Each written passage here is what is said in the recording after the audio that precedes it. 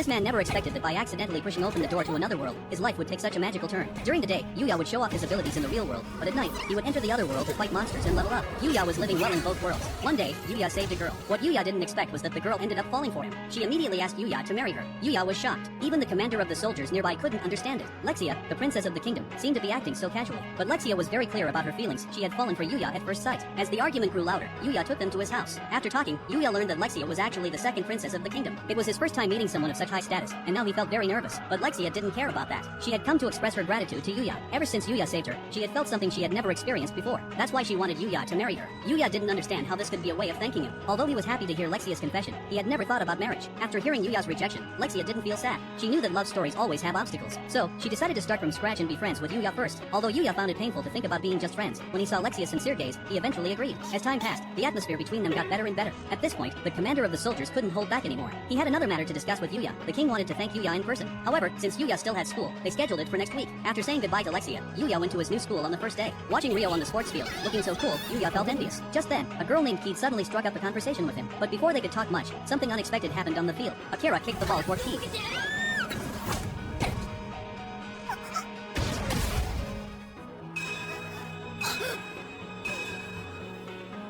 Yuya asked Keith if she was hurt. Keith said she was fine. Then Yuya asked her if she could stand up. By the time Keith realized what had happened, Akira was already on his knees apologizing to her. But Keith didn't mind, since she wasn't injured. Soon, Yuya's actions spread throughout the school, and the girls were all talking about him. Keith noticed they all liked Yuya, and suddenly, she felt a sense of competition. During gym class, Keith went directly to greet Yuya. Just then, a voice from outside caught their attention. A group of thugs burst into the school, frightening the girls on the playground. The whole school began to gather and watch. They recognized the thugs as infamous troublemakers from the area, and Yuya also saw some familiar faces. It turned out that all of this was the work of his younger siblings. Ever since Kaori had refused to let them enroll, they had held a grudge. Now they had come to get revenge on Kaori. Yuya could see that things were getting out of hand. Instinctively, he wanted to step in, but his legs started to shake, making it impossible for him to act. Yuya never expected that. Even though he had grown stronger, his inner weakness still held him back. His classmates were still concerned about him. Yuya, feeling very conflicted, slapped himself and then jumped out of the window. His sudden appearance caught the attention of the thugs, who planned to beat him up and make him revert to his old self. But Yuya said he was in a hurry. Kaori had been captured. Yuya charged forward, but a boy stepped up and blocked him. He told Yuya that running fast wouldn't win the fight, and that Yuya needed to understand that overwhelming strength made everything else meaningless.